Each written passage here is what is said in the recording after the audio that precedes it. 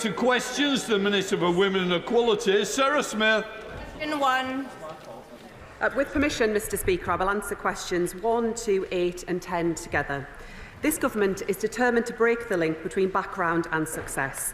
Through the Opportunity Mission and the Child Poverty Task Force, we will break down the barriers to opportunity for all by setting up every child for the best start in life, helping them to achieve and thrive, building skills for opportunity and growth, so that background is no barrier to success.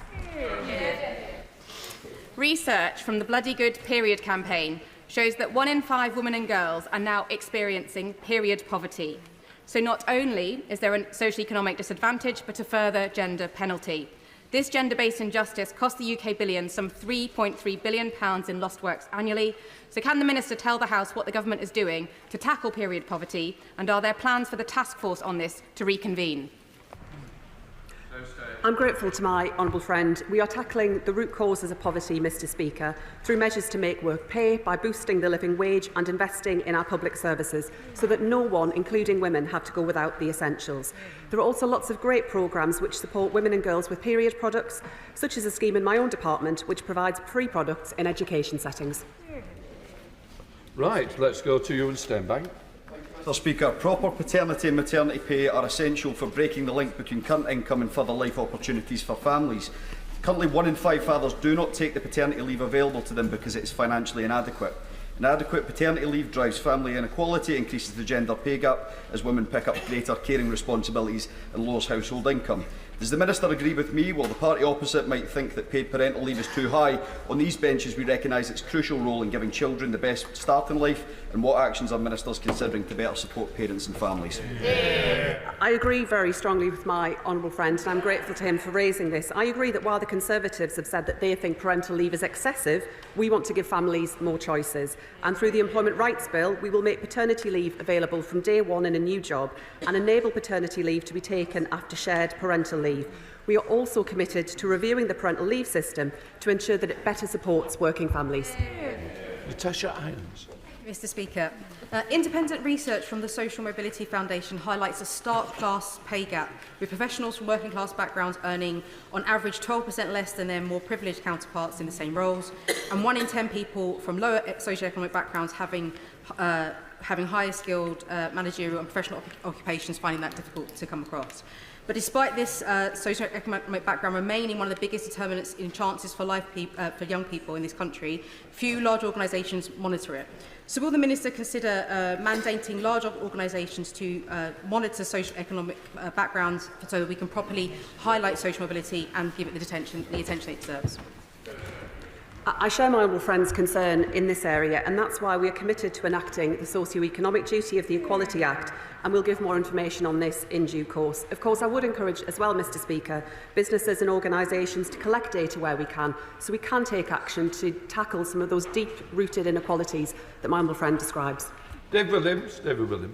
Thank you, Mr Speaker, and Merry Christmas to you and yours. As we know, there's a clear link between low household income and poorer educational outcomes, leading to reduced future earnings. In Stoke-on-Trent, median pay is nearly £70 less per week than the England average. Will the Minister agree with me that tackling regional income inequalities is critical if we are to promote social mobility and to enable all of our people to succeed in life? I agree with my honourable friend. It is absolutely crucial that we take action on regional inequalities, and he champions very strongly this cause on behalf of his constituents. He'll know that we have set out an ambitious plan for the future of the minimum wage, and we are taking action to make sure that all workers receive more money in their pockets to spend. But he also draws our attention to the importance of children having a great start in life, and that's why we as a government are committed to making sure that more children than ever arrive at school and get the support that they need, so that by the end of reception they're ready to move on to the next stage in their journey. John Glenn. Thank you, Mr Speaker. In the City of London, one of the big challenges remaining is to ensure that maximum number of people from the widest socio-economic backgrounds can get into that industry. Recently, I met with Progress Together and Vincent Keaveney, a recent Lord Mayor of London, who's made massive progress to understand that the data collection process does not need to be expensive. Will the Secretary of State get in touch with her ministerial colleagues and the Financial Conduct Authority to alert them to the opportunity to collect data at little expense that would really raise the profile of the challenge remaining?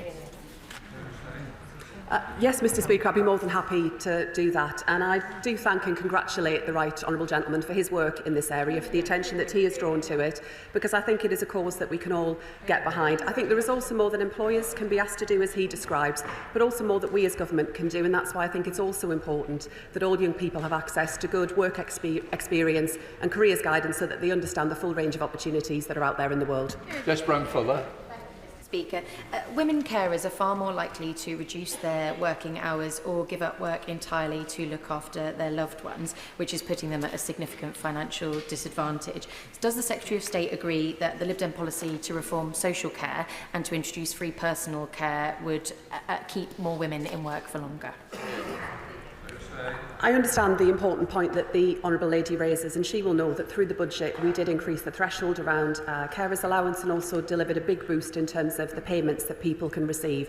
But I do understand the wider challenge that she sets out around social care. That's why the Health Secretary is taking action to make sure that we do transform social care across our country, and I'm sure that ministers will be happy to discuss that with her further. Alison Griffiths. Thank you, Mr Speaker. The Children's Wellbeing and Schools Bill, introduced to the House yesterday, sets out to unpick every aspect of the school reforms which have seen English children rocket up the international league tables in reading, maths and science.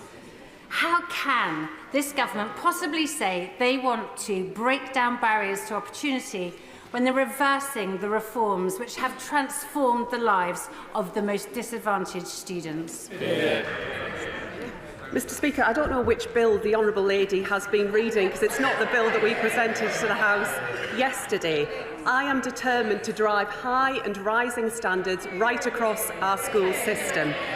I would also just say to the Honourable Lady that she might be satisfied that 1 in 4 disadvantaged children leave primary school without reaching a good standard in English and maths. I am not happy about that, and I'm not happy about the fact that 1 in 5 children are persistently absent from school, and that we have inherited a SEND system in crisis. We will turn this around. We will deliver better life chances for all of our children. Kirsty Blackman. Low-earning women are far less likely to have sufficient private pensions than their male counterparts. Is this why the Secretary of State has decided that governmental responsibility ends when working age ends? Mr Speaker, the Honourable Lady does raise an important point around some of the differences we see in pensions. I'm sure I'd be more than happy to pick that up with the relevant minister to see that she receives the full response to the question she asks. Right. Mims Davis, Show Secretary. Mr Speaker, Merry Christmas, and here is to festive tipples in our locals. But it's certainly not a cheery Christmas for the WASPI women that Labour have betrayed. Now, hospitality is at the heart of our economy with a diverse workforce, 17% Equality Act disabled, 20% ethnic minority groups, and over 54% of the sector's workers are women. Can the Secretary of State tell the House what conversations have taken place between her and the Chancellor on the chilling effect on future earnings due to the Labour government's jobs tax, higher business rates underpinned by £3.4 billion of costs increase, according to Hospitality UK, which will drive down future earnings? I agree that the hospitality sector is absolutely crucial to our economy, and at this time of year when many people will be working across Christmas, I do pay tribute to them and for their work and thank them for their contribution to our economy. On the wider question that the Right Honourable Lady raises, she knows as well as I do that this government inherited a £22 billion black hole from the party opposite. We have had to make some difficult decisions in order to stabilise our economy and to get it back on track. Jacob Collier. Free, Mr Speaker. Sorry.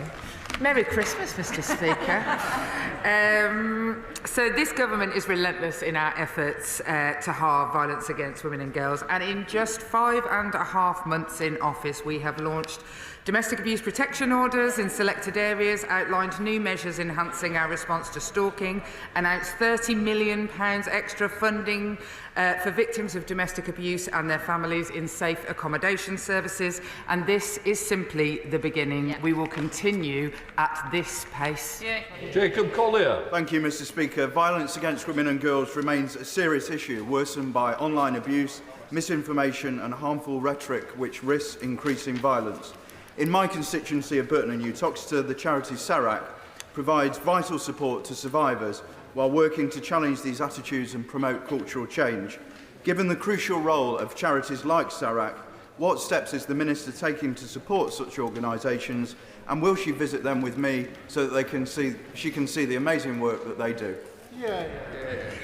I thank my honourable friend, and at these questions I end up halfway around the country, but I will absolutely be delighted to come.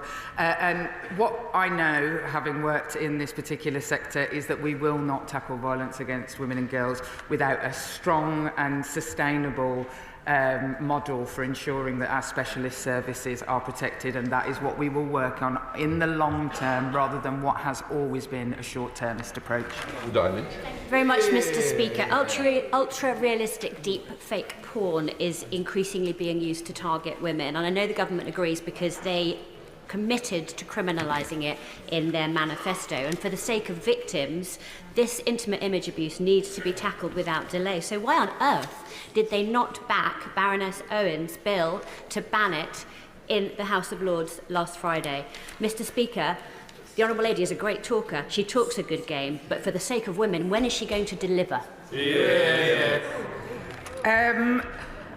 As somebody who went into the Home Office and found a load of things that have been dwindling for 3 years undone from people saying things at this dispatch box, I take umbrage. But what I will say is that this government will, in this session, do exactly what we said we did, and we will ban deep fakes. And as a victim of it myself, I understand the importance.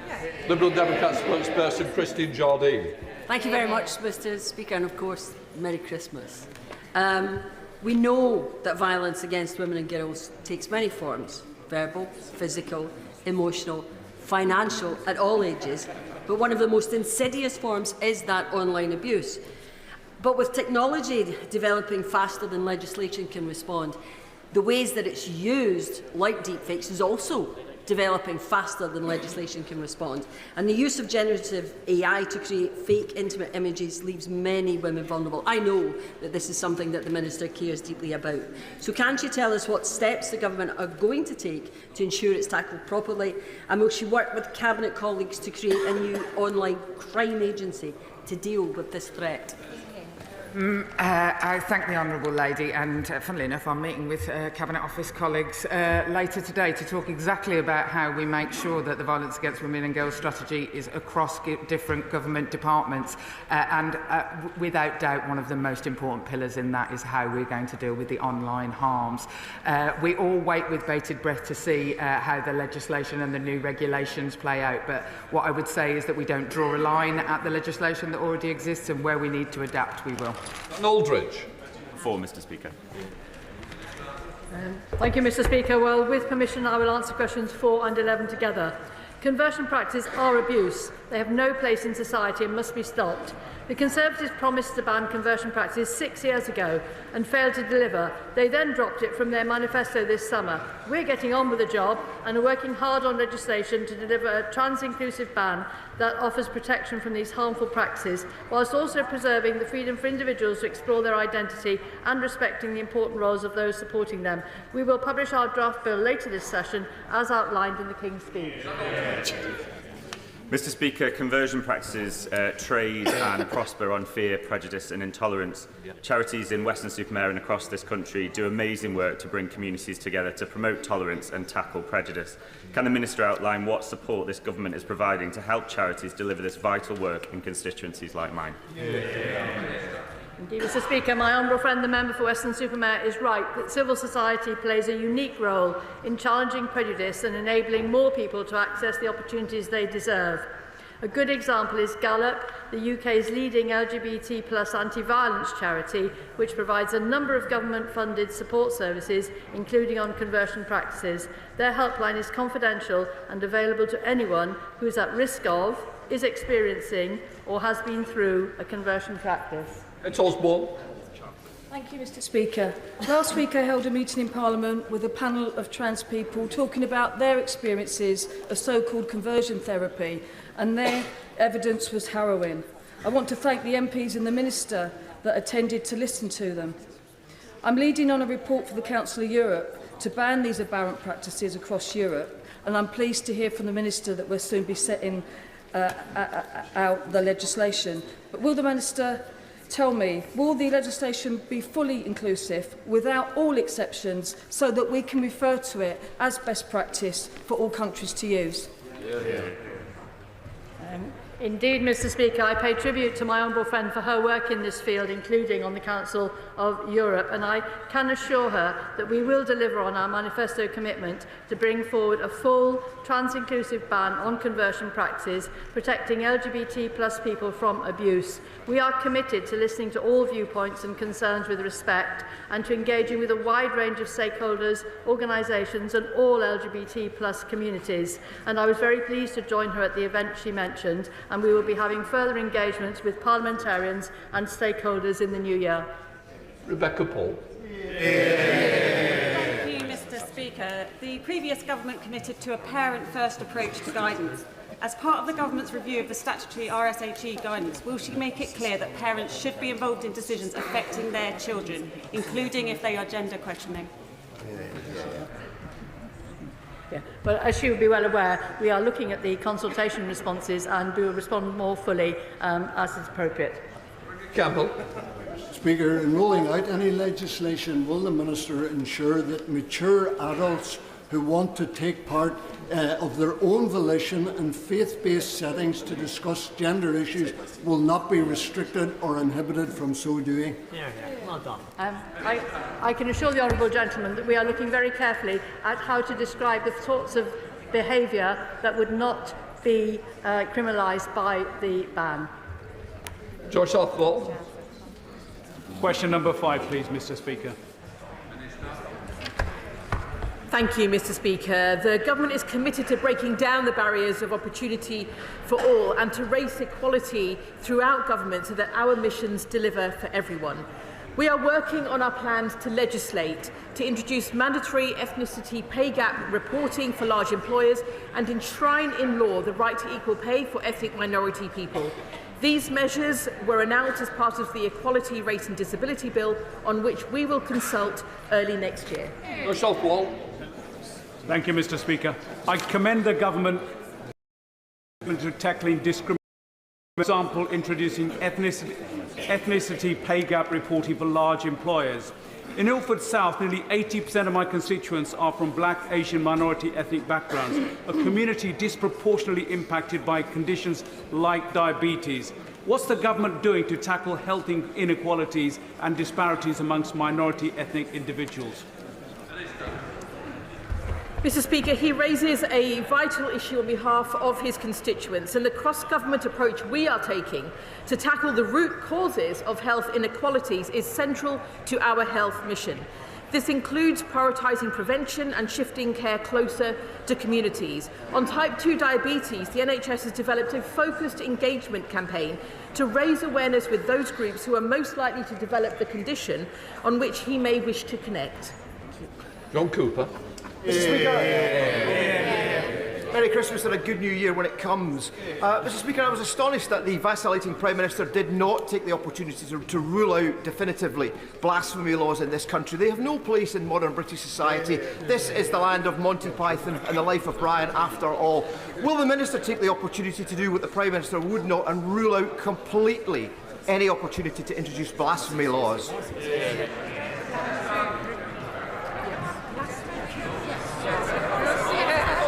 Yes. Sarah Owen, Chair of the Select Committee. Merry Christmas, Mr. Speaker.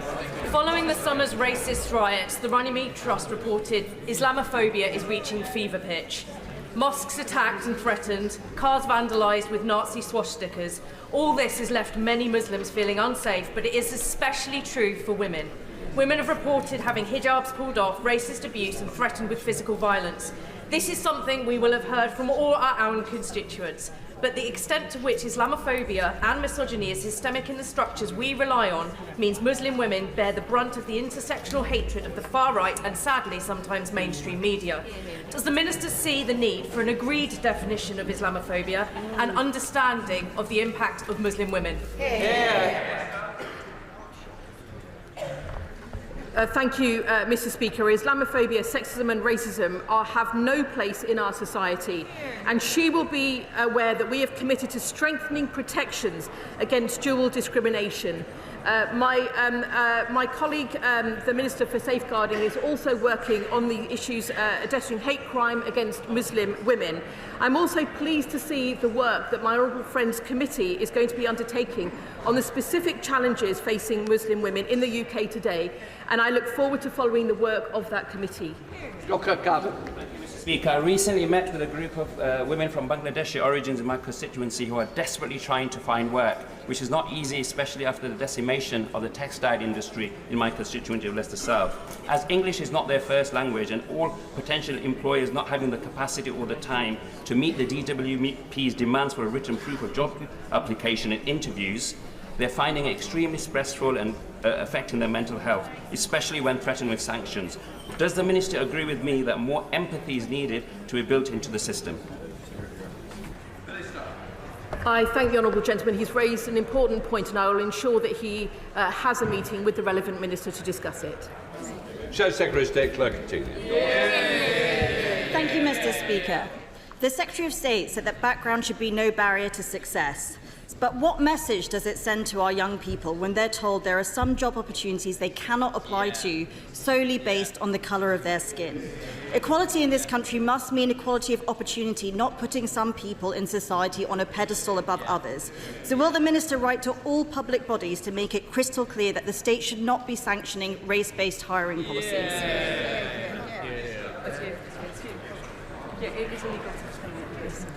She will be aware that it is illegal to discriminate in the way that she is described, and I will certainly ensure that that the question she has raised will be followed up with my relevant colleagues. Those in writing, we come to topicals. Question 1, Mr. Speaker. Thank you, Mr. Speaker. Earlier this month, the government set out our plan for change, a plan to raise living standards for everyone. Everyone should have access to warm homes, a revitalised NHS, opportunities to thrive at work and to feel safe on our streets.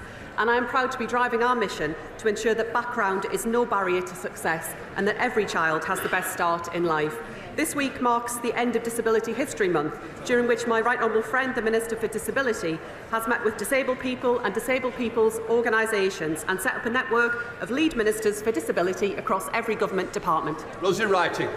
Last week, I visited Northamptonshire Domestic Abuse Services. We discussed, as Domestic Abuse UK estimates, that reported incidents spiked up to 20% during the Christmas period. Can the Minister tell me what the government is doing to ensure that those affected by domestic violence can get support at this time of year? Can I thank my honourable friend for that important question and pay tribute to the work of Northamptonshire Domestic Abuse Services and everyone working across domestic violence and sexual abuse services this Christmas. I know from my own experience working in such services over this Christmas period how busy it can be, but I want to send a message to all victims that support is always there when you need it, even at Christmas, and the police will always respond where they are called, where there are serious concerns. People should know that they are not alone at Christmas, Mr. Speaker, and that help and support is always available. Show Secretary of State Callaghan. Mr. Speaker, turning a blind eye to the risks of vulnerable people in the name of inclusivity is anything but compassionate. We know that cousin marriage significantly increases the risk of childbirth defects and locks women into coercive relationships. The Right Honourable Member for Basildon and Billericay brought forward sensible legislation to ban this practice. Why won't the government support it? Mr. Speaker, the government will of course always keep such issues under review, and I'll make sure the Minister in the relevant department speaks with the Right Honourable Lady on this topic. Absolutely. Lee Pitcher. Mr. Speaker, please.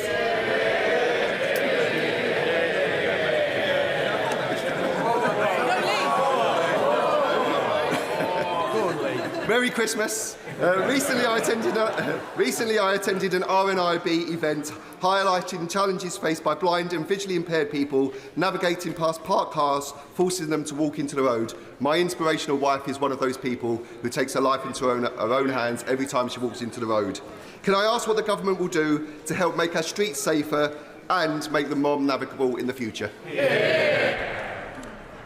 Mr. Speaker, my honourable friend raises a good example of the kind of topic that we need to work across government on, and I was pleased to chair the first meeting of the cross-government disability lead ministers yesterday. The Department of Transport has consulted on the problem that he's raised, which can be very serious for people with a sight impairment, and the Department is considering the options for tackling the problem, I very much hope that he'll let me know what he finds out in his walk around the constituency shortly. Gregory Stafford. Thank you, Mr. Speaker. It's always nice to get a cheer, Mr. Speaker. As a former treasurer of the Oxford Union, I was disgusted that 3 weeks ago there was a debate that descended into a mess of anti-Semitism, where the students voted in a majority that they would not have reported Hamas's plans if they'd known them prior to the 7th of October attacks. Will the Secretary of State write to the Oxford Union and say that anti-Semitism has no place in our society, and especially not our universities? The government could not have been clearer in terms of our position on anti-Semitism. There is no place for anti-Semitism in our society, nor for any form of racism. That applies whether it's within educational settings in any other part of our society. That's been made very clear indeed. Thank you. That completes questions. We now come to Prime Minister's questions. Chris Hinchcliffe. Question number 1, Mr. Speaker. Thank you, Mr. Speaker. Yesterday I met the brave men and women serving on HMS Iron Duke and the troops serving in Operation Cabrit in Estonia. This Christmas, as every Christmas, members of our armed forces will be serving overseas, working day and night to protect Britain's national security. And I know that the whole House will join me in sending our deepest thanks to them, to our emergency services and everyone working to keep the country safe over the festive period. Mr. Speaker, may I also take this opportunity at the end of the year to thank you and the House staff for all your hard work this year. And can I wish everyone across the House a Merry Christmas and a Happy New Year. Mr. Speaker, this morning I had meetings with ministerial colleagues and others. In addition to my duties in this House, I shall have further such meetings later today. Presently. Thank you, Mr. Speaker, and may I associate myself with the Prime Minister's remarks. In 2021, Kerry and Francis Menai Davis, who live in my constituency of North East Hertfordshire and are in the gallery here today, tragically lost their son Hugh at the age of just 6 to a rare form of cancer. Now they are courageously campaigning to ensure that every parent who must leave work to look after a sick child in hospital gets the financial support that they need from day one. Will the Prime Minister meet with them and me to discuss implementing Hugh's law and giving their son a legacy that improves the lives of families at the most difficult time imaginable? Mr. Speaker, can I pay tribute to Kerry and Francis? It is a heartbreaking case and commend them for their campaign on behalf of other families. I know the Minister for Social Security and Disability met the family yesterday, but no parent should endure losing their child to cancer, particularly at such a young age. We are investing £1.5 billion for new surgical hubs and scanners, £70 million for new radiotherapy machines, and we will set out our next steps on the Children and Young People Cancer Task Force shortly. We now come to the Leader of the Opposition, Kemi Badenoch. Mr. Speaker, can I send my warmest wishes to our armed forces at home and overseas, to the emergency services and everyone who will be working over Christmas. And can I wish you, Mr. Speaker, the House staff and all members of this House a very Merry Christmas. Mr. Speaker, for years, the Prime Minister and his Cabinet played politics with the WASPI women. The Deputy Prime Minister said Conservatives were stealing their pensions. She promised to compensate them in full. Another broken promise. Now they admit we were right all along. But let's ask about another group of pensioners whose trust... Let's ask about another group of pensioners whose trust was broken. Since the Chancellor cut winter fuel payments, how many extra people have applied for pension credit? Mr. Speaker, the number one job of this government was to put the finances back in order after the last government lost control. They left a £22 billion black hole, and we had to take tough choices. We made sure the most vulnerable pensioners do get the winter fuel payment, and we have been encouraging and driving up eligibility for pension credit, so saying up to their entitlement. And she should join that campaign. But, Mr. Speaker, here's the difference. Because we've stabilised the economy, we can commit to the triple lock. That means that next April, pensioners get another £470. But here's the difference, because 2 weeks ago, the Shadow Chancellor said the triple lock is unsustainable. Their position, so pensioners would lose out under the Tories yet again. Mr. Speaker, he didn't answer the question because he doesn't know the answer. There are 850,000 eligible pensioners not claiming pension credit. If they sign up, that will cost the Treasury £2.3 billion, wiping out the savings that the Chancellor claimed she would make. Before the election, his Chief Secretary told the public they had no plans to cut winter fuel. But they did have plans, didn't they? Age UK say cutting the winter fuel payment with very little notice will potentially jeopardise the health and finances of millions of older people. Does he agree with Age UK that this is the last thing both pensioners and the NHS need? Mr. Speaker, we've been driving up with a campaign for pension credit. It's important that everybody who's entitled to it claims that pension credit. And she shouldn't claim as some great victory the record of their government that people haven't signed up. We're the ones with the campaign. They should be supporting it. But because of the triple lock, pensions will be going up by £470 next April. She hasn't answered the question. Her Shadow Chancellor says the triple lock is unsustainable. So she needs to explain how pensioners will be worse off under a Tory government. It is Prime Minister's question. Mr. Speaker, we protected the triple lock during all our time in government. Meanwhile, energy bills are increasing, despite his promise to cut them by £300. In Scotland, his party leader wants to restore the winter fuel payments. Across England, councils are scrabbling together funds for struggling pensioners. The tragic reality this Christmas is pensioners will suffer and may even die as a result of this cruel policy. Did the Chancellor consider the impact on councils and on the NHS, or does she just not know what she's doing? The Household Support Fund was set out in the budget. She knows that. We're pushing up pension credit.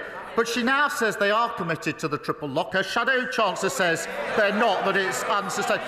Maybe over a sandwich or a steak they could sort it out and come back and tell us what their policy actually is. Mr. Speaker, the Prime Minister needs to misrepresent me to make his point. I don't need to misrepresent him to make my point. Yes.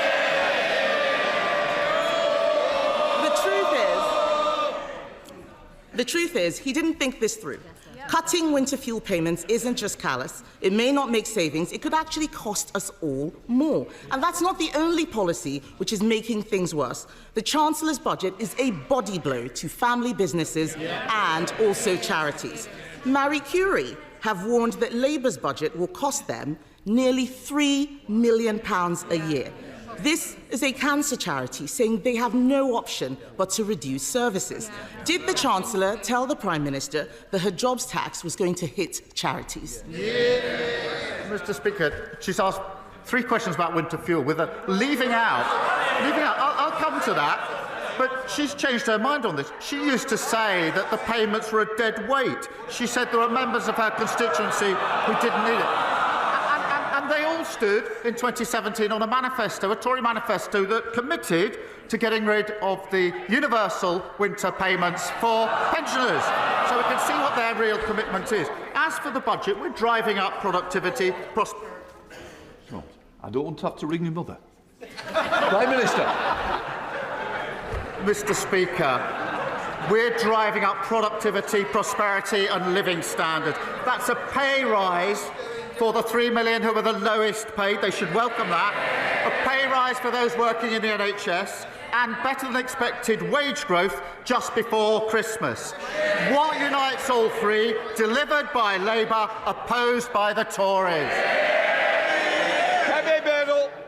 Mr. Speaker, I don't know what world he's living in. The economy is shrinking, and they did not think this jobs tax through or who it would impact. Another area affected is the hospice sector. Hospices believe the budget will cost them an extra £30 million. Yesterday, Conservatives voted to exempt social care, nurseries, charities and hospices from their jobs tax. Labour voted this down. So can the Prime Minister at least agree to fund hospices so they can continue their invaluable work helping people at the end of their lives? Mr. Speaker, we put a record amount into the NHS in the budget to deal with the problem that they left, and we'll set out the funding arrangements for hospices in the new year. But it's the same old, same old. They want all the benefits. She said to herself she wants all the benefits from the budget, but she doesn't want to pay for any of them. That's what got us into the problem in the first place. Mr. Speaker, I did not hear a commitment there to help hospices, which is a shame. The truth is, this winter, people will be suffering because of his choices. The economy is shrinking, inflation is going up, and jobs are being lost because of his budget. Pensioners won't be able to heat their homes because of his government's decisions. They raised people's hopes but then smashed them with broken promises. And now we learn that he is about to give away our hard-won Brexit freedoms. Yeah. Mr. Speaker.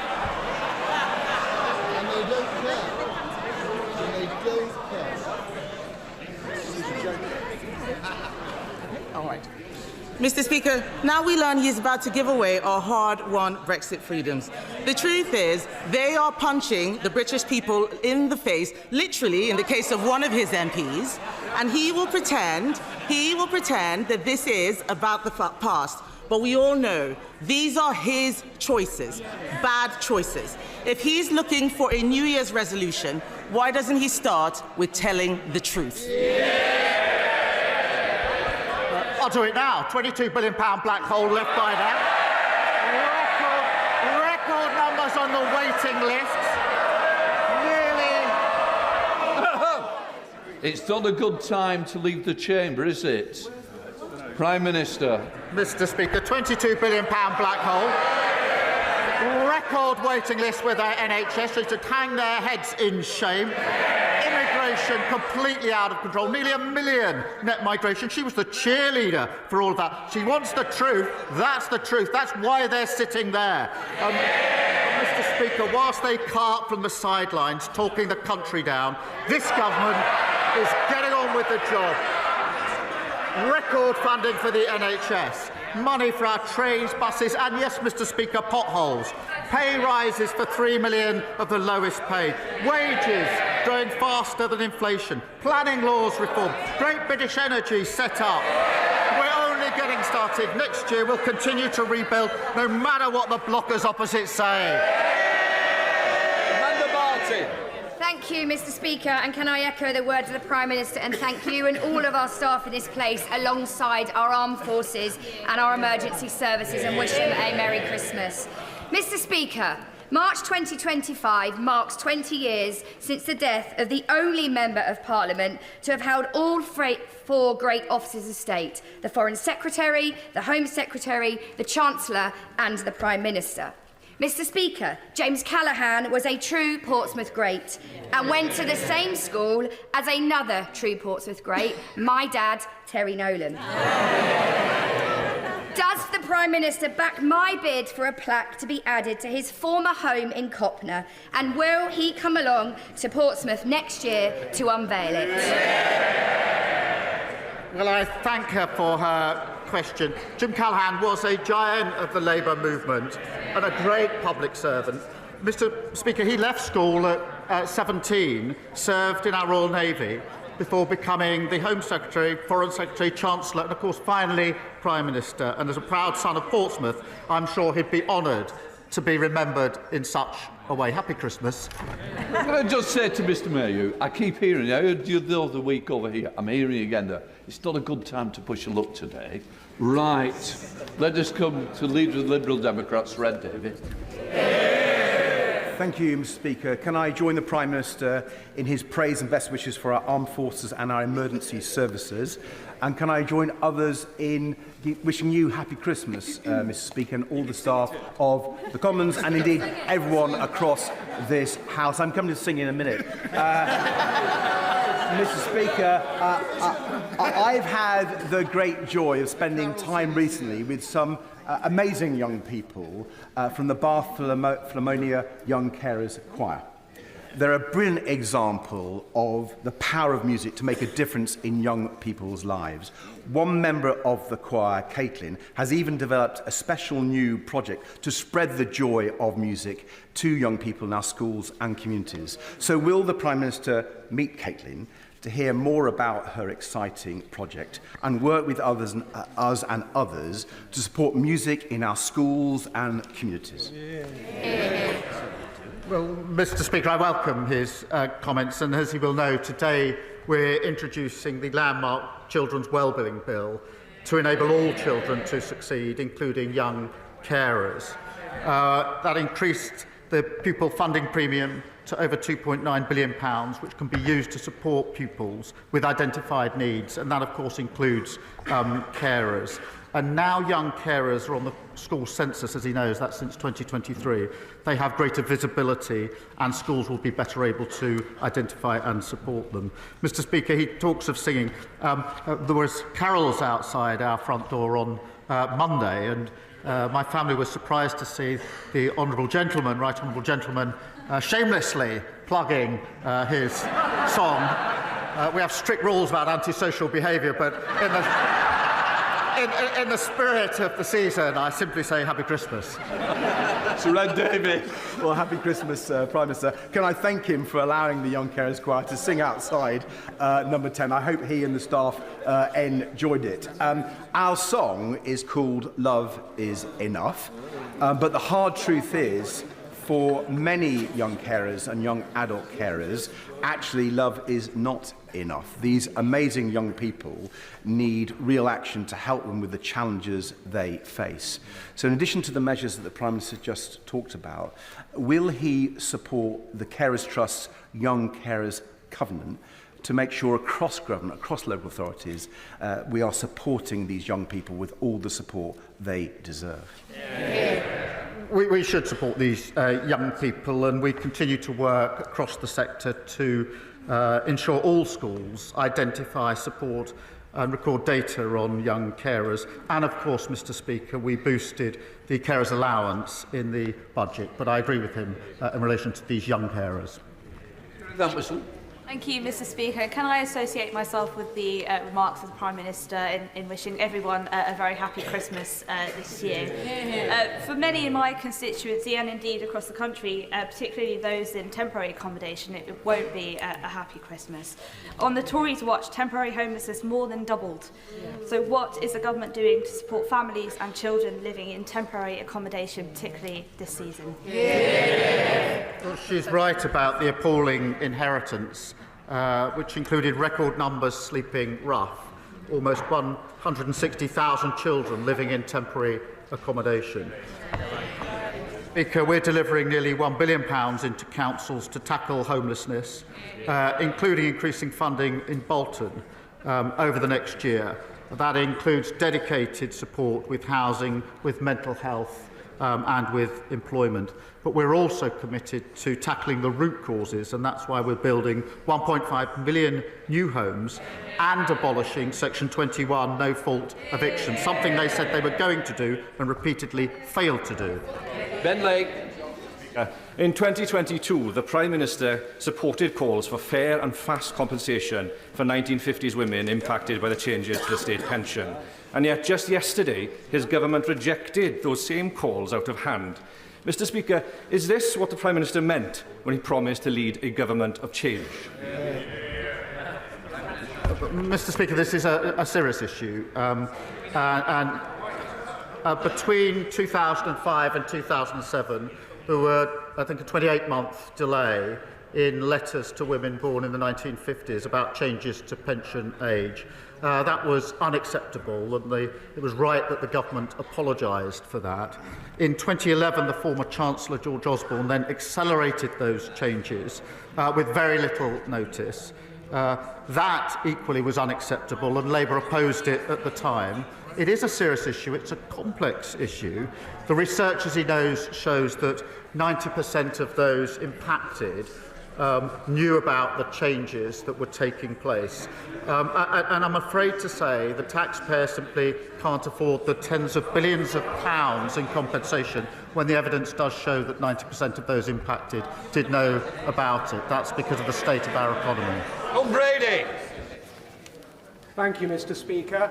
Recent data shows that almost 11,000 Scots have been waiting for hospital treatment for over 2 years after referral. The equivalent number in England is around 113. Would the Prime Minister agree with me that this shows the catastrophic damage the SNP government have done to the Scottish NHS? Well, he's right when he says the SNP is letting down patients in Scotland. As the Scottish Auditor General says, greater leadership is needed in the Scottish NHS.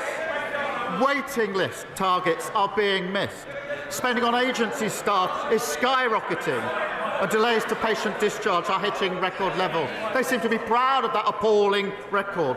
We've provided the money, they've got the powers, they've run out of excuses. Blake Stevenson. Thank you, Mr Speaker. Since the summer, thousands of commuters using Harlington and Flitwick stations have had to put up with nearly 8% of trains being cancelled in the evening peak, and nearly a third of trains that do arrive are more than 5 minutes late. Is it a mere coincidence, Mr Speaker, that such poor performance follows this government's decision to pay off their union backers with no strings attached?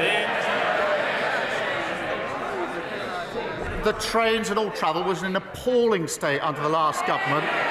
We're clearing that up and fixing it, and he should be welcoming that. Ian Byrne. Thank you, Mr Speaker. The Parliamentary Ombudsman concluded that an injustice was done to 1950s born women. It ruled that they are owed compensation and asked Parliament intervened to deliver justice. In my constituency of Liverpool, West Derby, I have more than 5,000 women affected. And alongside a great many members in this House, I believe these women are owed compensation for the injustice done to them at the hands of the state. So will the Prime Minister give members the opportunity to vote on whether they believe WASPI women are owed compensation?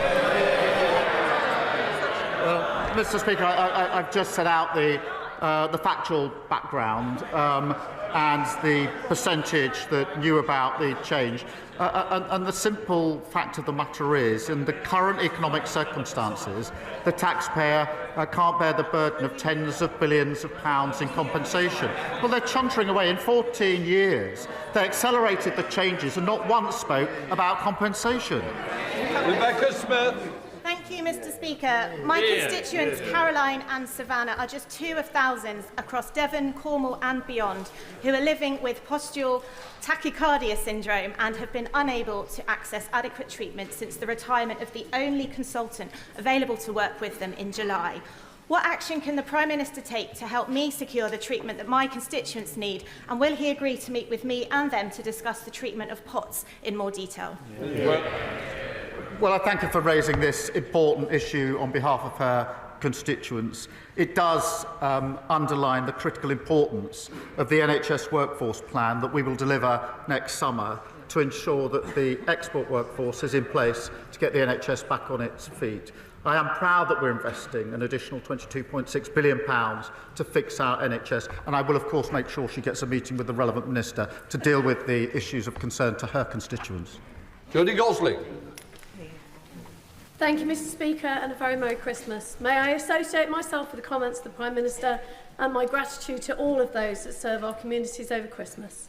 I'd like to give special credit to foster carers in Nuneaton and across the UK for the incredibly important role that they play. We know that their care transforms lives, but the foster carers in Nuneaton tell me that there simply isn't the support that there used to be, and over 17% of children are waiting over 4 years for care. Recently, I was made aware of one child who had had 9 home placements before the end of Key Stage 1. Can the Prime Minister ensure that there will be a robust system to provide consistent and swift care when needed? Well, I'm grateful to her for raising this issue because, Mr. Speaker, every single child deserves the best start in life, and there are far too many shocking cases of children being let down. The Children's Wellbeing and Schools Bill is being introduced today, and that does put children's interests at the heart of government policy, and I hope it will be supported across the House. Thank you, Mr. Speaker. Labour promised not to raise taxes on working people, but farmers are some of the hardest working people that I know. Peter Douglas from Jedburgh has looked at the details of this policy, and he says Labour's inheritance tax increase will prevent him passing on his family farm to his son and daughter. They say Labour have betrayed them. They can't trust the Prime Minister to keep his words. They've got a point, haven't they? If he would kindly pass the details of the individual case he's raised to my team, we will look into it. As he knows, we put a record £5 billion into farming over the next 2 years in the budget. Just 2 weeks ago, £350 million was put in to support farmers. That contrasts with the £300 million underspend of the last government on farming. And in a typical case, the threshold is £3 million, which means that the vast majority of farmers will be unaffected. But I'll look into the individual case that he's raised with me. Thank you, Mr. Speaker. I recently spoke to a man in Worksop whose son's arm was badly broken when he was knocked off his bicycle by an off-road biker speeding on the pavement. Dressed in black, no number plate, totally unidentifiable. The young boy no longer goes out to play. His experience isn't unique. What action is being taken to smash the bikes and put police back on our streets? Well, I'm glad she's raised this because off-road bikes were a complete nuisance under the last government, got completely out of control. We're introducing new respect orders to crack down on off-road bikes, strengthening police powers in relation to dealing with this big problem that got out of control under the last government. We will also deliver 13,000 more neighbourhood police to ensure that we keep control of our streets, something that was lost under the last government. Thank you. Thank you, Mr. Speaker. Last week, the Royal Borough of Windsor and Maidenhead announced plans to hike council tax by an unprecedented 25%. This would require the government's permission. Does he agree with me that this outrageous request should be rejected, that the borough might be a candidate for accelerated local government reorganisation, and my constituents should not be footing the bill for the persistent weak financial control and political failure locally? Well, thank you for raising this issue on behalf of his constituents. We are, as he knows, committed to fixing the foundations of local government and keeping taxes as low as possible for working people. The budget announced real terms increase for local government with over £4 billion of added funding. And so we will put that support in place, and he's right to raise this issue. Speaker Priestley. Thank you, Mr. Speaker. We have in our NHS many brilliant emigre and refugee surgeons from the greatly troubled Middle East. And I've been privileged to work alongside some of them, Iran, Iraq, and now, as we think, especially of Syria. What practical measures can the UK take to help ensure that Syria now has the best chance of becoming an open society and the second functional democracy in the region. Well, I thank him for drawing attention to the people of Syria and to the health workers of all backgrounds who do vital work in our NHS. The fall of Assad's brutal regime is to be welcomed and should be welcomed, but we must be cautious about what comes next. We've provided £50 million of extra support to vulnerable Syrians, and I've spoken to G7 leaders to work towards a Syrian government that respects international law, universal human rights, and protects all citizens across all sectors. Thank you, Mr. Speaker. Dave Dugan.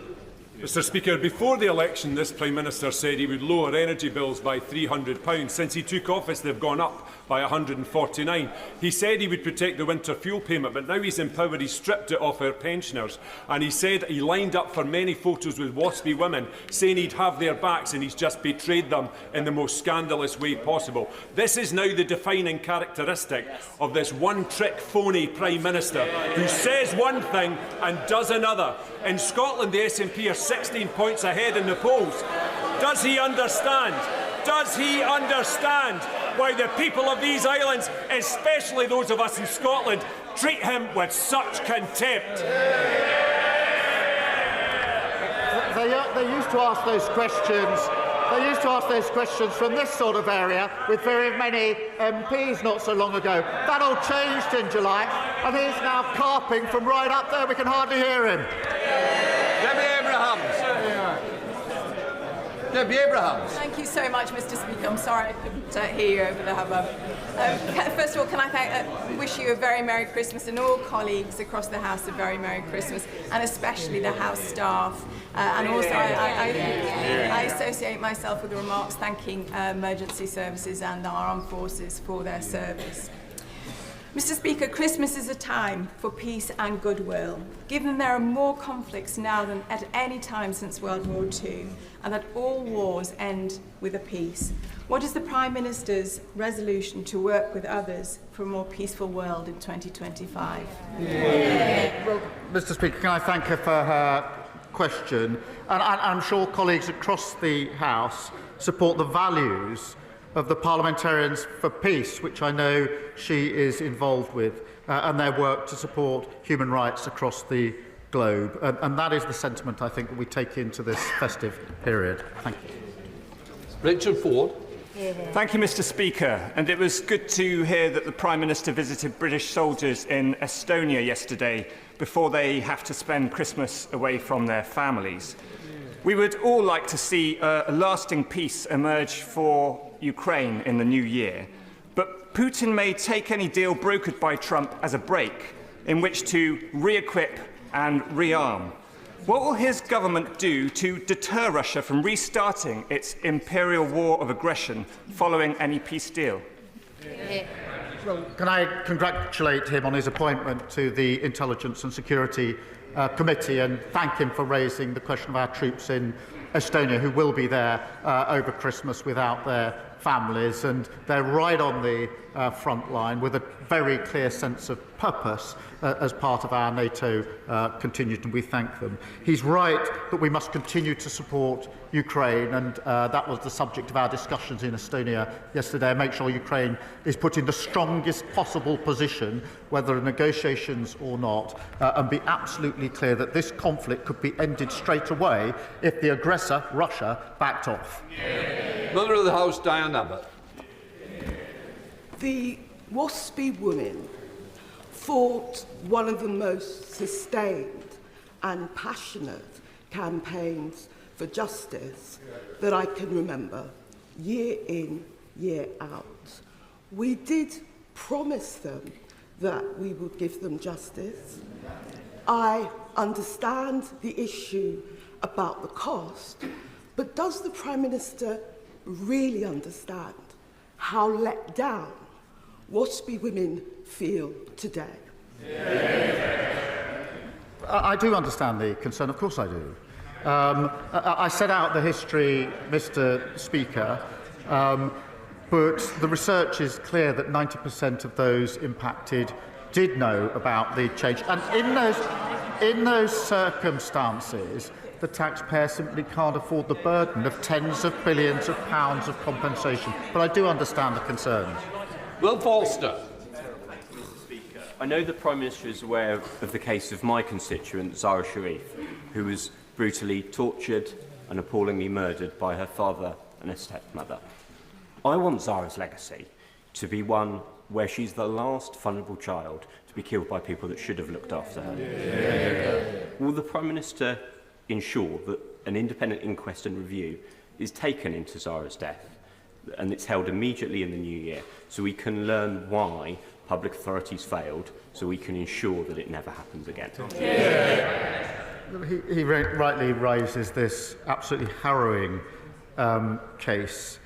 And it is important that all the lessons are learned. There is an independent process going on, but we must be clear about overhauling children's social care to keep young people safe and looking again about the framework for homeschooling, amongst other things. So we need to learn those lessons.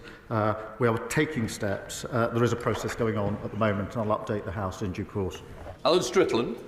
Thank you, Mr. Speaker. Can I thank the Prime Minister for the leadership he has shown in securing the £500 million deal to secure the future of the Hitachi Rail factory, my constituency, a factory left in the lurch by the party opposite for years. And does he agree? Will he agree with me that what we also need is a long-term plan for our proud high-tech rail manufacturing to drag it out of the mire it was left in by the Tories? Thank you for that question. They really shouldn't groan. I went up to the Hitachi factory earlier this year before the election. The workforce were extremely anxious about the situation because they feared that there would be a gap between contracts. This is a gap that might mean people aren't going to get laid off, and he's chuntering from a sitting position, unable to understand the impact on working people. Mr. Speaker, the workforce were extremely anxious about the situation when I saw them, because they knew if their colleagues were laid off, then that would be bad for their colleagues in their community, and it would mean that they might go and get other jobs and not be able to come back if there was a new contract. I said then that I would do everything I could to ensure that we filled that gap, and I'm very pleased that just the other week we were able to say that there's a contract, and I went back up there to speak to the same workforce, and I can say they were very pleased that they don't now have those anxieties. They should be ashamed of their chuntering. Final question, Dr. Luke Evans. Mr. Speaker, as it's Christmas, will the Prime Minister join me in congratulating Chris Middleton, who wrote a charity song to support Age UK, which has already raised £10,000? What's even better is it's likely to beat the leader of the Lib Dems and his single to #1 this year, proving yet again that the Lib Dems can't win. Something I hope we can both agree on.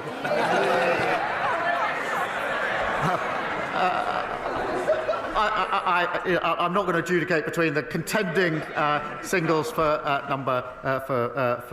the top of the charts, but I will end, Mr. Speaker, this is the last question, I think, by just repeating a happy Christmas and a peaceful New Year to everyone across the House. Yeah. Right, we'll let the front benches change up.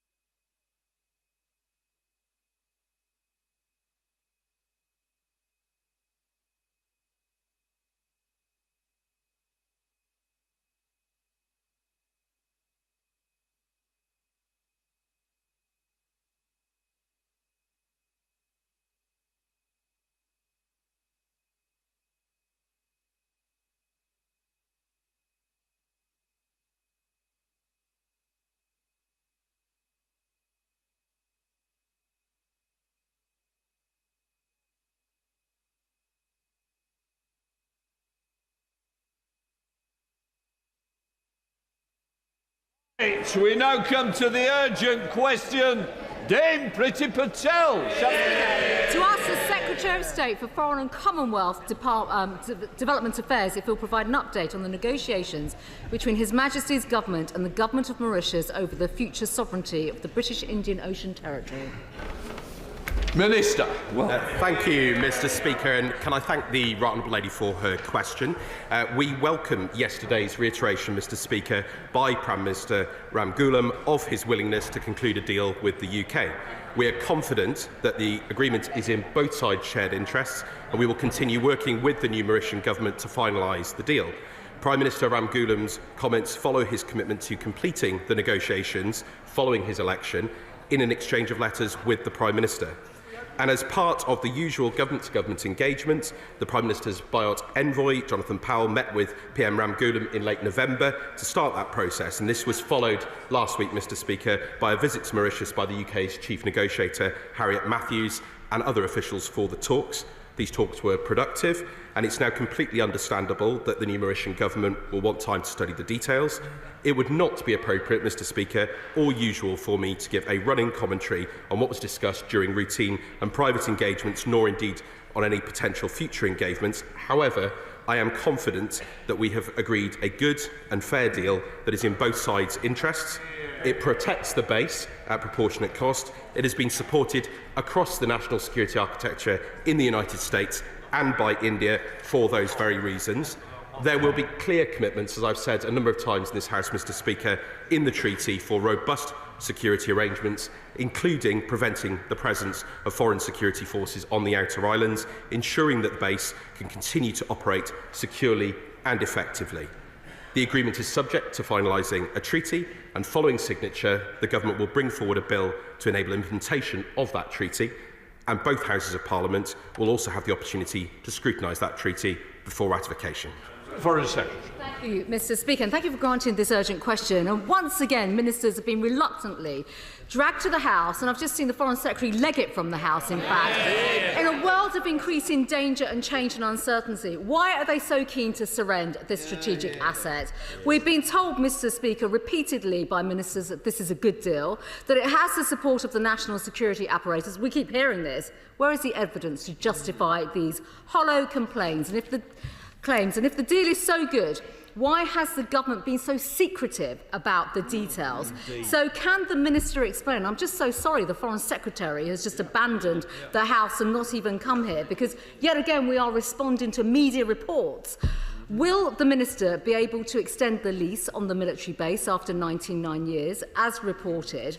Will we and the US still have full autonomy of operation? What safeguards will be in place to stop other countries, including China, from potentially trying to establish themselves on the base or near the military base on Diego Garcia? How much is the British taxpayer going to be liable for each year, and in total over 99 years?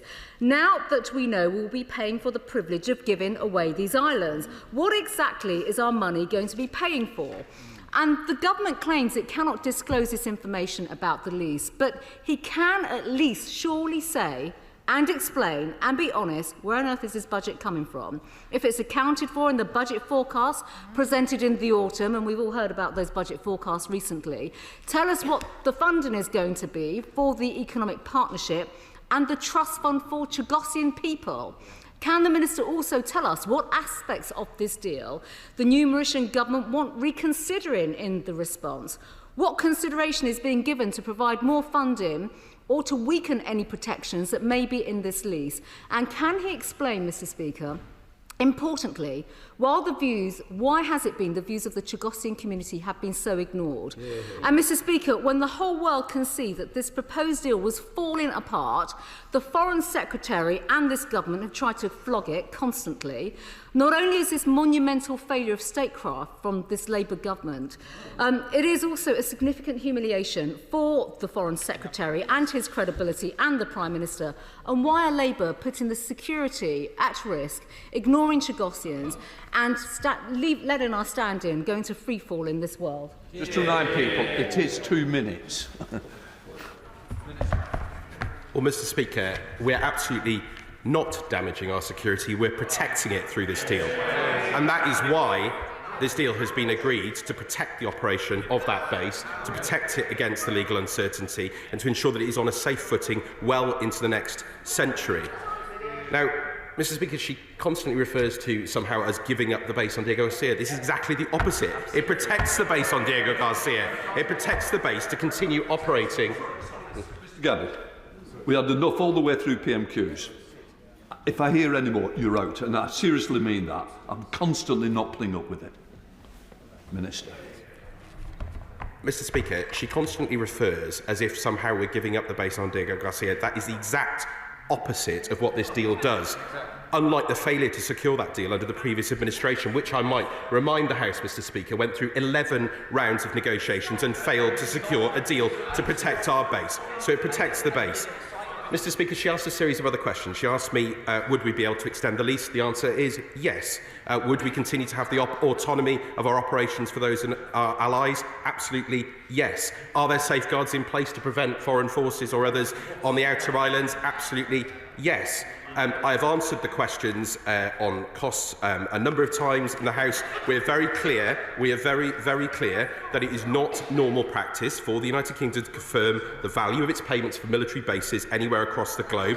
We have not done, Mr. Speaker, in the case of any other base, for example that in Oman, and the United States itself has not confirmed the value of its direct payments for bases, including in Djibouti and the Marshall Islands. She spoke about the Chagossians. I am confident, having engaged with Chagossian communities over many years, that this deal has clear benefits for Chagossian communities. It will allow resettlement of the outer islands. It will allow the restart of visits. There is the trust fund that she mentioned herself. And it's only clear, Mr. Speaker, she referred to media reports. There is a huge amount of speculation. Let's get back to the actual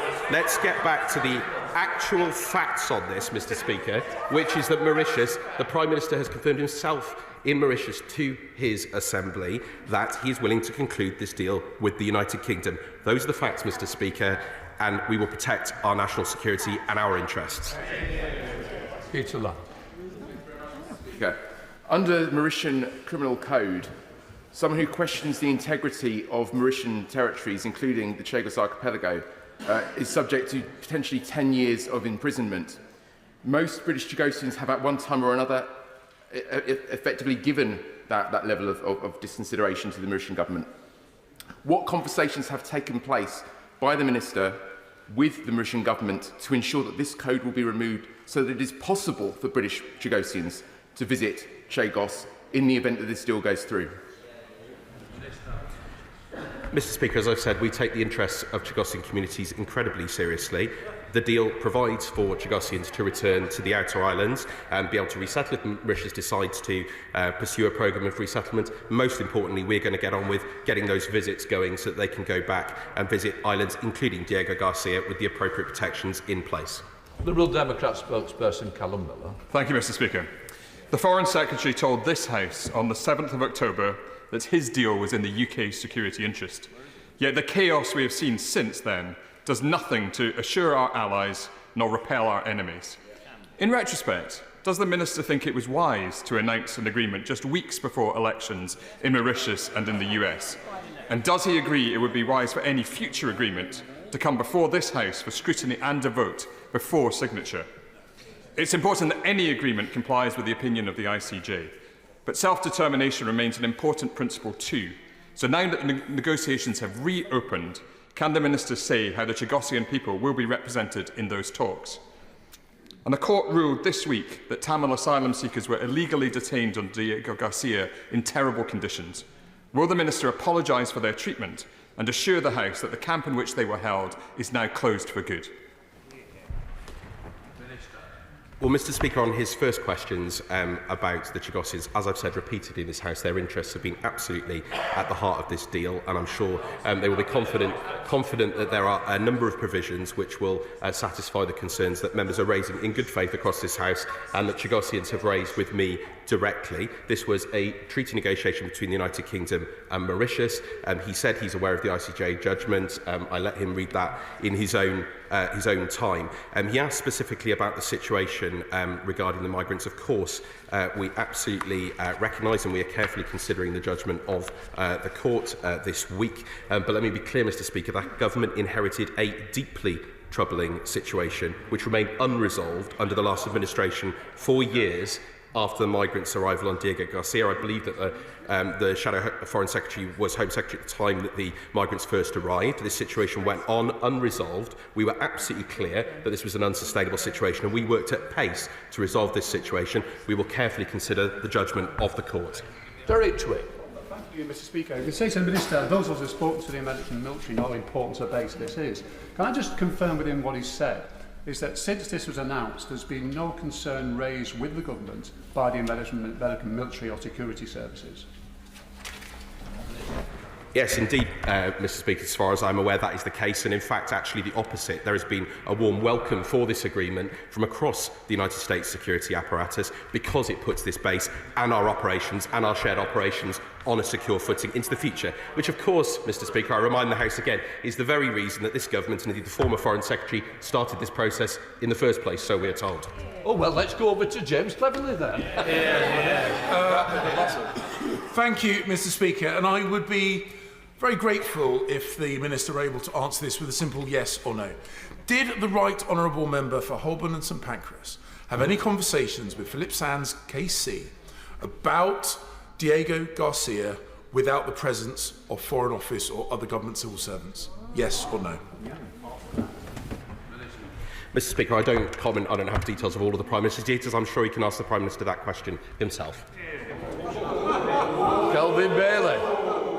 Thank you, Mr. Speaker. For those of us that have served for the US military, that have and retain genuine and close links with the US military and know that this does not bring about the concern that others are trying to conflate around these issues, could I ask for the Minister's view on how this is viewed by our US military friends?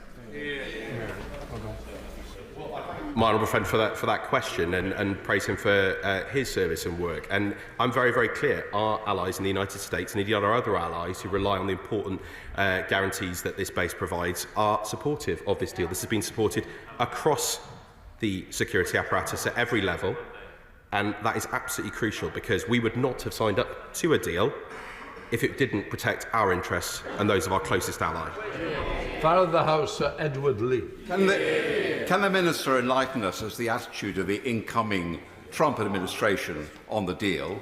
Does he know, or shall I ask the Honourable Member for Clacton?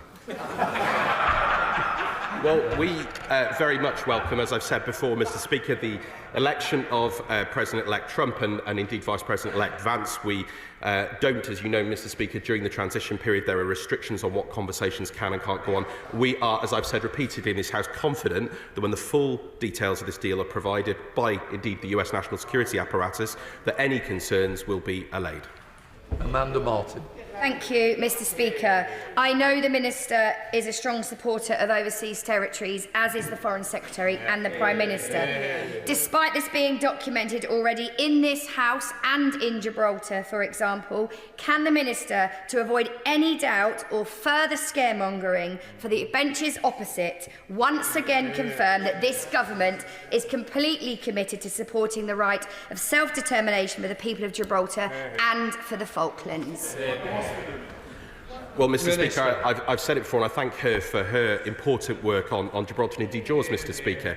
And I will confirm again to the House, we are absolutely resolutely committed to the sovereignty and self-determination of Gibraltar and the Falkland Islands. And indeed, I enjoyed meeting with our overseas territories family at the Joint Ministerial Council just a few weeks ago. Sir Julian Lewis. Thank you, Mr. Speaker. It's truly baffling that such decent ministers have allowed themselves to be bamboozled by the blob. Can the Minister confirm that this is not being rushed through in advance of the takeover of the White House by an incoming president in 1 month's time? And if in 1 month's time that new president says this is a terrible deal, will it be too late to change it? Minister. Mr. Speaker, and the right honourable gentleman knows I have immense respect for him and his work in this House, and I do have to take issue with his choice of words. We have incredible officials in this government who have served governments loyally on both sides of this House. They work incredibly hard, and they work incredibly hard to defend the national security and the interests of this country. If anything, Mr. Speaker, this wasn't rushed at all. This was 11 rounds of negotiations under his former government. We got in, we got a deal done. We got a deal done that protects our national security and our interests. Bill Brittle. Thank you, Mr. Speaker. What assurances can the Minister provide Parliament around the scrutiny that the agreement, which will be struck in due course, receive? Well, I thank my honourable friend for his question, and as I've said a number of times in this House, the treaty, once signed, will go through the normal procedures in the House. I confirmed in my answer to the right honourable lady that it will go through that procedure. It will have opportunity for ample scrutiny by both Houses, and legislation will be laid in due course. Dave Dougan. Thank you, Mr. Speaker. The Minister gets ahead of himself. He says the government has moved at pace to resolve the situation. The situation is not resolved. He criticises the last government for not securing a deal. His deal is not secured either. Last time we talked about this, we talked about the Americans not being, the President-elect not being keen on the deal, the Chagossians not being properly consulted on the deal. When is he going to come back to the House on this situation and tell us something positive about this cack-handed deal? Minister. Well, I've repeatedly stated a number of positive things, including the support that will be inherent in this deal for Chagossians. Mr. Speaker, the positive fact is that after 11 rounds of failed negotiations under the previous government, we achieved and have done a deal. And we are confident that that deal will be supported by our partners, and we will continue to present details of it in due course. Steve Race. Does the Minister agree that by confirming the legal status of the base, which was left outstanding by the previous government, it will cement our role in the Indo-Pacific and provide an important pillar in our strategy to counter Chinese influence in the area? Mr. Speaker, he's absolutely right, and despite the attempts to constantly whip up this idea about Chinese influence, this deal contains very specific precautions to prevent foreign forces. And I remind the House again, Mr. Speaker, that Mauritius was one of the only countries that didn't join the Belt and Road Initiative. Their ally is India, not China. Sir Bernard. Thank you, Mr. Speaker.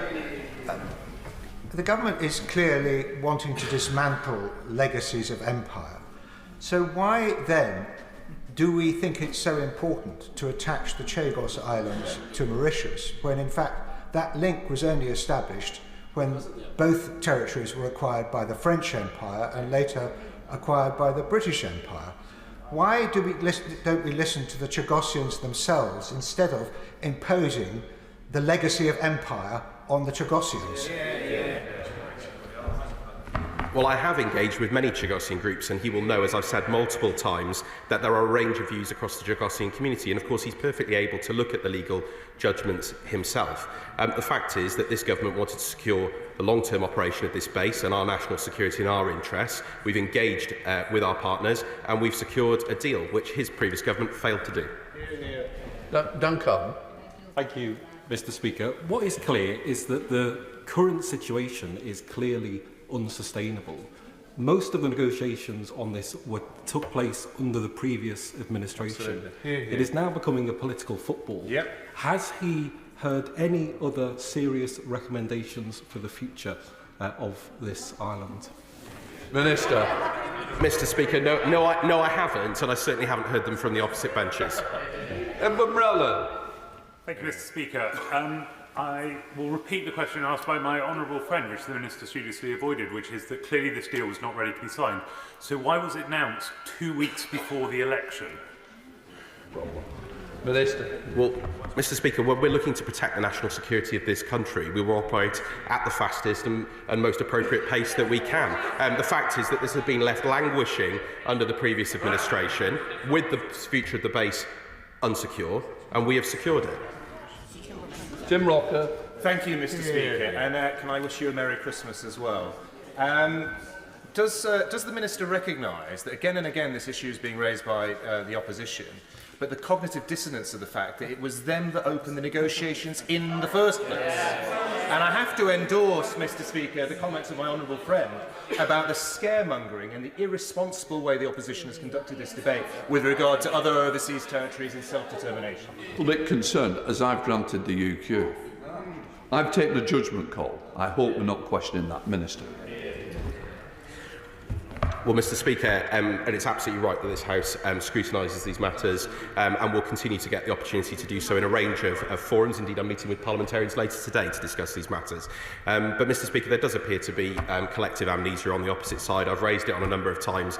Many of them served as ministers in the previous government, and they knew exactly what the risks were to our national security.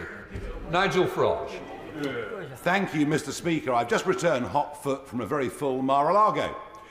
And I've spoken to several members, senior administrators especially, of the incoming administration who will be in the White House in 32 days' time. Let me assure you, there is very deep disquiet amongst all of them as to what this may mean for the long-term future of Diego Garcia and whether such deal would hold, given the precedent of the deal break over Hong Kong.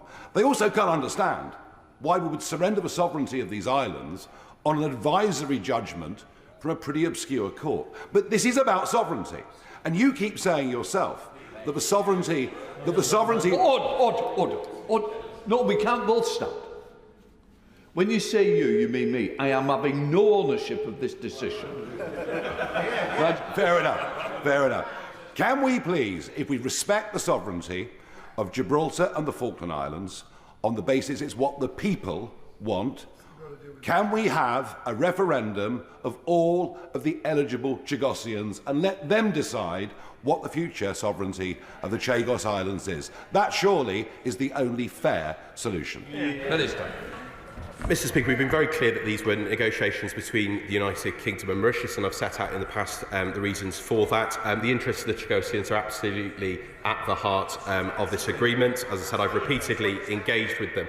And I do find, Mr. Speaker, the honourable gentleman continues to speculate. With the greatest respect, he does not know the detail of what is agreed. He doesn't know the detail that has been shared. He doesn't know, Mr. Speaker, the detail that the national security apparatus of the United States has considered, and I am confident, Mr. Speaker, that he would have his concerns allayed when he sees the detail of this deal. Dr. Andrew Moose. Thank you, Mr. Speaker, and a Merry Christmas to you. The Minister says that views across the Chagossian community is mixed. In my experience, Mr. Speaker, when politicians say that, they're simply choosing the views they want to hear. Will the Minister therefore take the opportunity that has been given by the incoming Mauritian government to take a breathing space in which he can consult formally and in a structured way with Chagossians to find out what they want? Mr. Speaker, I've engaged with Chagossian communities twice in recent months, as is made clear in answers to a number of parliamentary questions tabled by colleagues of his. Their interests will continue to be at the heart of this agreement. I take their concerns very seriously. I'm being quite honest, Mr. Speaker, that there are a range of views. There are some who oppose the deal, and there are some who are in favour of it. That's completely natural in a democratic process. Let's go to a long-term campaigner. Jeremy Corbyn. Mr. Speaker, having been a member of the Chagos Islands group ever since it was founded and had a lot of interaction with Chagossians over the last 25 years, I can assure him that I've met many Chagossians in this country and in Mauritius. They were abominably treated and shortchanged by the deal of 1968 and then later removed from the islands. Their one unifying cause is the right of return and settlement. And in that, I hope that the Minister will confirm there will be a right of return and settlement, and I understand all the negotiations surrounding the base. There is no reason why that should not include also a right of at least visiting, if not residing, on Diego Garcia itself. The ICJ judgment was very, very clear that the decolonisation process was not properly carried out by Britain in the 1960s when Mauritius achieved its independence, and that has to be righted. That has been voted on by the ICJ, voted on by the General Assembly, endorsed by the Security Council. Is there any more evidence that's necessary to indicate that it is clearly part of Mauritius, and the Chagossians obviously have rights within Mauritius as well as on the Chagos Islands, when hopefully they'll be able to return? Well, Mr. Speaker, I agree with this characterisation of what happened to Chagossians in the past. A deep a matter of deep regret for this government, and indeed I think that regret is shared across the House. As I said, we will have the interests of Chagossians at the heart of this agreement. He is right to characterise the range of views amongst Chagossian communities in response to the question that I just had, and I can confirm to him that the programme of visits will include the ability to visit all of the islands, including Diego Garcia, with the appropriate safeguards in place, and I hope resettlement of the outer islands. That's certainly provision there for that to happen, and I think this is one of the most likely scenarios in which Chagossians can finally return to those outer islands. Bob Black. Thank you, Mr. Speaker. The Minister is trying to say that nothing has changed over this deal. Yet the media reports suggest that the new Prime Minister from Mauritius says the deal's not good enough. And indeed, the Minister is now saying it's the same deal. So clearly there is something that is not being told to this House. Either the amount of money we're paying for the rental of the space is going to have to increase, or alternatively, some terms and conditions have changed. So, thank you, Mr. Speaker, for ensuring that this House can scrutinise this position. The Minister should have given a statement to that effect rather than having to have a UQ. But could we therefore pause this role, allow the Chagossians to have their say, look at what the American government coming in has to say, and then, before we proceed to this giveaway, make sure that everyone is in agreement? Minister. Mr. Speaker, the Prime Minister of Mauritius has made very clear in his exchange of letters with the Prime Minister of this country, and also indeed in his own statement yesterday, that they are willing to conclude an agreement with us. That's very, very clear. So on the fundamentals, nothing has changed. We're engaged in conversations. It's only natural after an election that they would want to do that and be able to scrutinise the agreement. That's entirely proper. That's why officials have been having those conversations. But I'm not, Mr. Speaker, going to give a running commentary on private discussions. Jeremy. Thank you very much, Mr. Speaker. I know the Minister will want to give the House the greatest possible clarity on what has brought us to this point. The Foreign Secretary has been clear that one of the central considerations for the government was the likelihood, if not the inevitability, of a binding legal judgment against the UK in this matter. The Minister will know that the judgments of the International Court of Justice are not binding on the United Kingdom when disputes between the UK and another state which are or were a member of the Commonwealth. That would include Mauritius. I don't expect the Minister to disclose the legal advice the government has received, but will he please give the House some more clarity about the nature of the legal jeopardy that the government perceives here? Minister. Mr. Speaker, I'm not, for that very reason, going to go into that type of advice. He knows from his extensive and distinguished experience on these matters.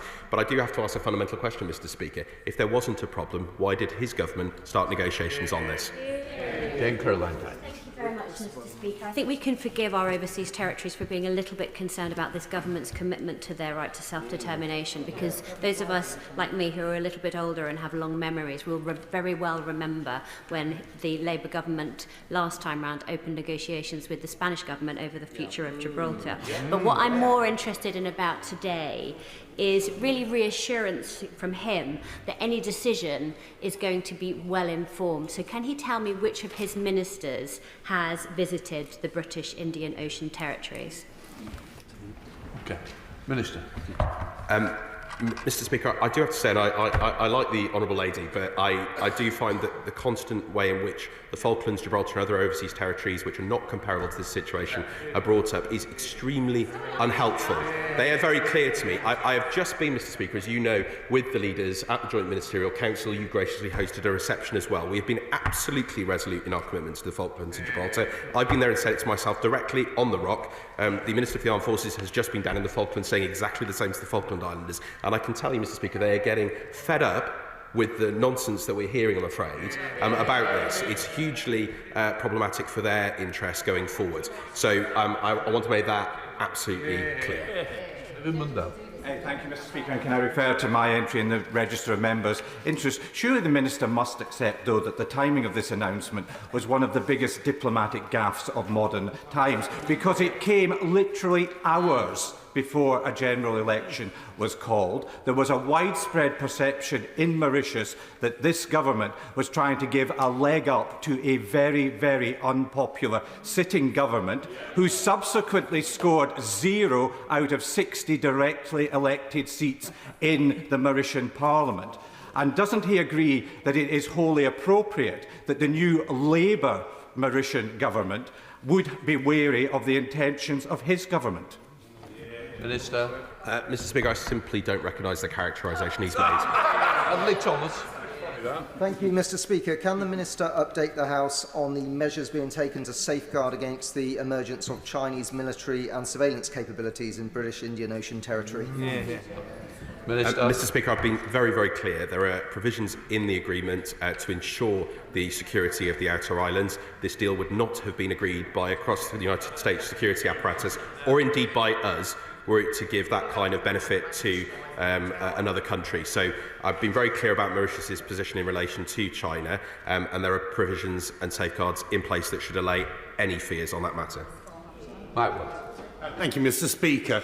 The Minister didn't seem to answer the questions raised by the Shadow Foreign Secretary, so could I ask just one more time, from which budget does the government plan to make the annual payments that he is proposing to the Mauritian government?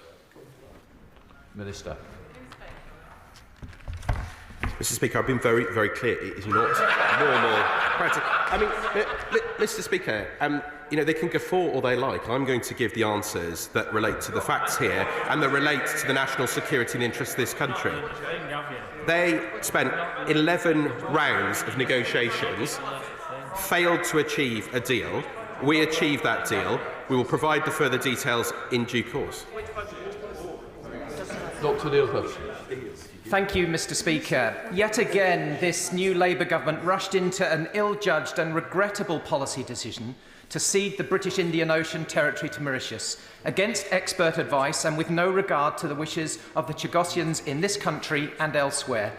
Like their awful policies on scrapping the winter fuel payment for pensioners, the heartless family farm tax and their jobs tax, will the government now show some leadership, admit that they have got this wrong, scrap this deal and keep this vital territory under British control to protect UK interests, the marine environment and ultimately global security in an increasingly unstable and dangerous world? Minister. Mr. Speaker, I might gently suggest to the honourable gentleman that he spends a bit more time reflecting on the failures of his administration on this matter, and indeed on a whole series of other issues ranging from the national public finances and our national security. This government is clearing up the mess not only on this issue but on so many other issues that his government and his party left behind. Jim Shannon. Thank you, Mr. Speaker. Can I thank the Minister for his answers? However, I am, along with others, a consignatory to the British Indian Overseas Territories Bill calling for descendants born to individuals within the British Indian Ocean Territories to register as BIOT. There's even some I believe there's an even more imperative because of the Chagos decision, which is made with no input from local people. So my question to the Minister is this: what discussions will take place with those who consider themselves British? It would seem that the Chagossians are not assured, so what will be done to ensure that they have all necessary information in a timely manner and not to get their answers to the questions that they have through news media outlets? Minister. Well, Mr. Speaker, as I've said a number of times, in deep respect for the honourable gentleman, the government's been clear, deeply regrets the way that Chagossians were removed from the islands and the way they were treated thereafter. We've always been clear on respecting the interests of Chagossian communities. As I said, I've engaged and will continue to engage with Chagossian communities. Their interests at the heart of this deal, and whether it's the trust fund, whether it's the ability to resettle, the ability to visit the islands, and indeed a whole series of other measures which we've taken here in the United Kingdom, I'm confident that their interests are being respected. Right, that completes the urgent question. I'll let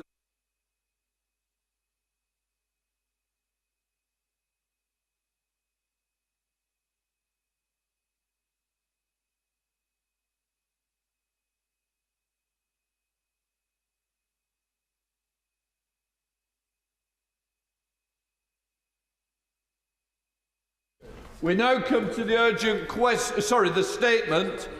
Minister Jim McMahon. Thank you, Mr. Speaker. This government was elected on a mandate of change. to deliver a new era of economic growth and national renewal, and reverse the years of failure and decline that we inherited. And through the tough decisions